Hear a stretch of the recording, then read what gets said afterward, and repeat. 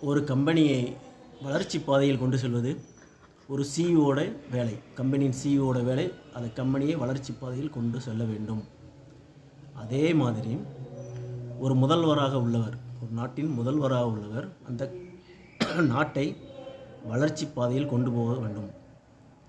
வளர்ச்சி பாதையில் கொண்டு போகவில்லை என்றால் மக்கள் என்னும் ஓனர் அவர்களை வீழ்த்துவார்கள்.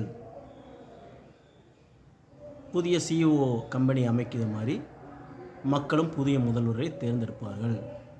அவங்களுக்கு அது உரிமை இருக்கிறது.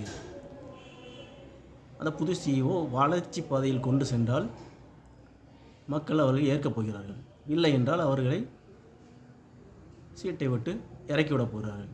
இதில் மற்றவர்கள் நாங்கள் அவங்களை சிஇஓவை அனுப்பிவிடுவோம், வீட்டுக்கு அனுப்பிவிடுவோம், கவிழ்த்து விடுவோம் என்று சொல்வது அநாகரிகமானது. இதை மக்கள் ஏற்றுக்கொள்ள மாட்டார்கள். ஓனரை மீறி நீங்கள் எப்படி செய்ய முடியும்? ஓனர் தானே அதற்கு முடிவு, மக்கள் தானே அதற்கு பொறுப்பு. அந்த சிஇஓவை அமர்த்துவதில் மக்களுக்கு தானே பொறுப்பு இருக்கிறது. உங்களுக்கு என்ன உரிமை இருக்கிறது அவர்களை கவிழ்த்துவதற்கு?